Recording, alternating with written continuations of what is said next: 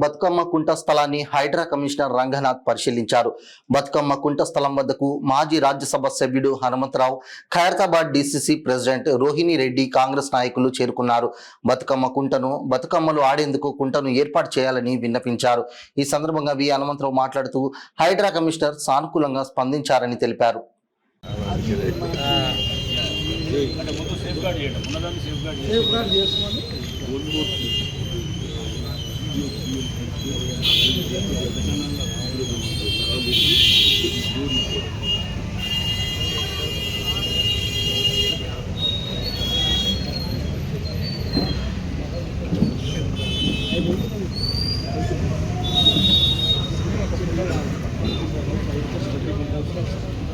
అది 5 acres 20 గుంటాస్ వరకు మనం రిటైన్ చేయగలుగుతాం.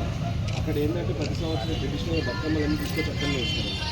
మా ఏరియాలో అన్నీ కూడా తక్కువ అవుతాయి. మొత్తం దాన్ని అప్డేట్ చేసి మనం జాగ్రత్త చేసుకోవాలి.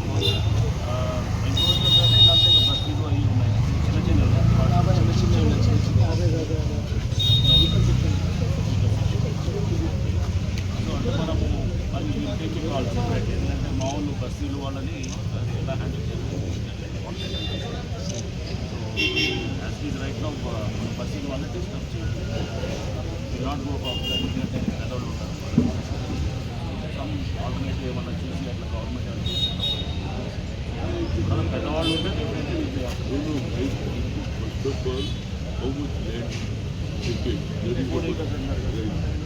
another thing, చిన్న ఎవరైనా కట్టుకుంటూ వాళ్ళు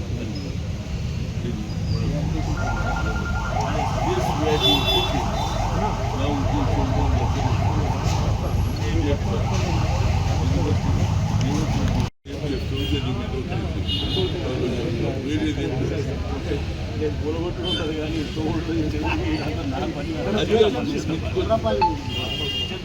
ఎవరు వేస్తారా?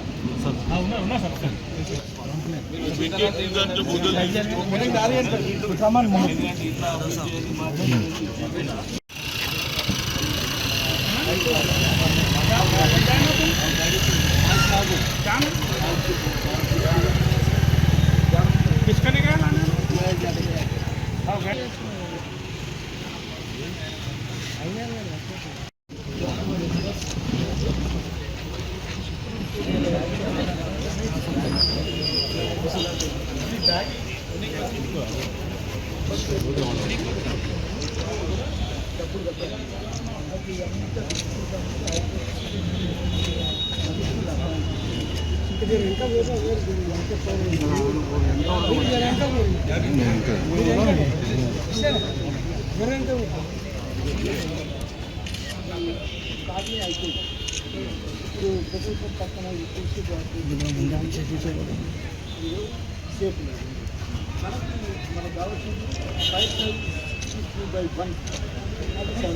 వాటర్ బాడీ కింద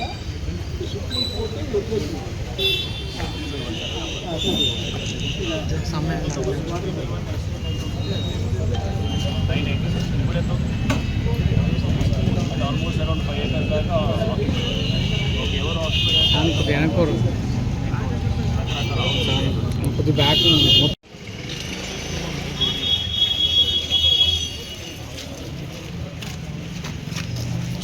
अभी चलो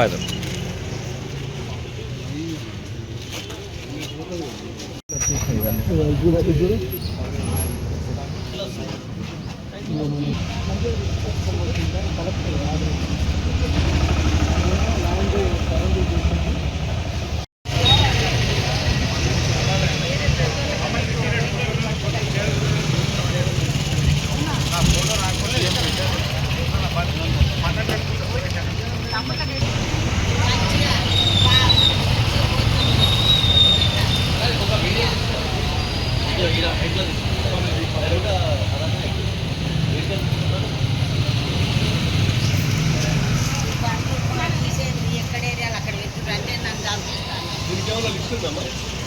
కూడా అది 2 ఎకరాల కాడికి వచ్చిందట.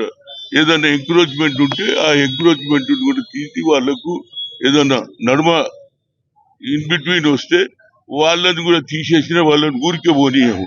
వాళ్ళకు 2 బెడ్రూమ్ కూడా ఇప్పించడానికి సాయి శక్తిగా కృషి చేస్తారు. ప్రస్తుతం ఎంత ఖాళీ స్థలం ఉంది, ఎంత ఉంది ఇప్పుడు, ఎన్ని ఎకరాలు ఉంది? 2 ఎకరాలు అని చెప్పింది కదా ఎంఆర్ఓ. నువ్వు దేవా అప్పుడు ఎంఆర్ఓనే చెప్పింది 2 ఎకరాలు మిగిలింది అన్నది. ఆ 2 ఎకరాలలో కూడా ఇంకేదైనా ఎక్సెస్ ల్యాండ్ ఉంటే దాన్ని కూడా తీసుకొని అక్కడ ఉన్న కట్టుకున్నట్టు వాళ్ళు ఏదైనా పేదోళ్ళు ఉంటే వాళ్ళకు ఆల్టర్నేట్ 2 బెడ్రూమ్ కూడా ఇప్పిస్తాం. Thank you.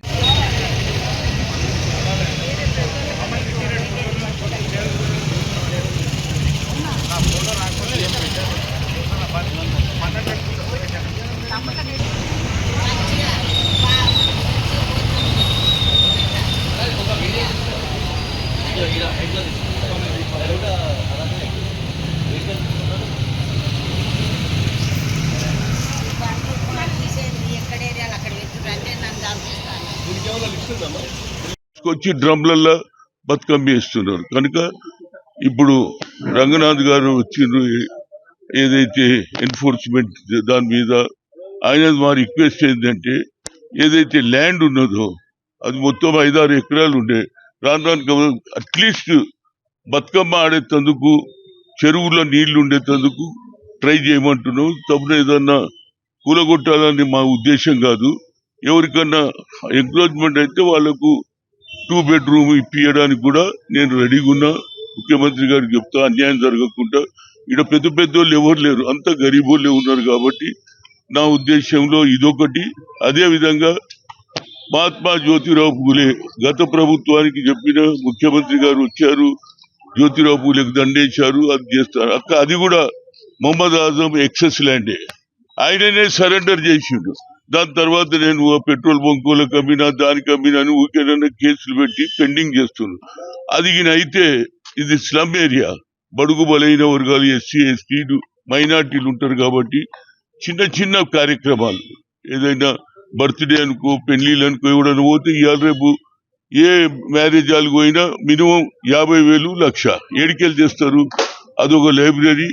ఉస్మానియా యూనివర్సిటీ కూడా దగ్గర ఉంది కాబట్టి బీసీ ఎస్సీలు కూడా చదువుకోవడానికి, మైనార్టీ చదువుకోవడానికి, చిన్న చిన్న కార్యక్రమాలు చేసుకోవడానికి ఆయన పేరు మీద ఆడిటోరియం అని నేను అడిగాను. ముఖ్యమంత్రి గారు కూడా చేస్తా అని చెప్పారు రేవంత్ రెడ్డి గారు. ఈ 2 ఇష్యూస్ మాది ఎన్నికల ముందు మన రోహిన్ రెడ్డి నిలబడ్డప్పుడు ఈ 2టికి నేను అష్యూరెన్స్ ఇచ్చిన. ఈ 2 కూడా తప్పనిసరిగా చేస్తే ప్రజలలో అభిమానం ఉంటుంది. ఎందుకంటే రేవంత్ రెడ్డి గారు ఇచ్చిన 6 డిక్లరేషన్ చేయడానికి ఎంత ప్రయత్నం చేస్తుండో మరి మా ప్రాంతంలో కూడా ఈ 2 కూడా న్యాయమైన కేసులు. ఎక్సెస్ ల్యాండ్, అదే విధంగా బతుకమ్మ కుంట కూడా రిక్వెస్ట్ చేసినాను రంగనాథ్ గారిని.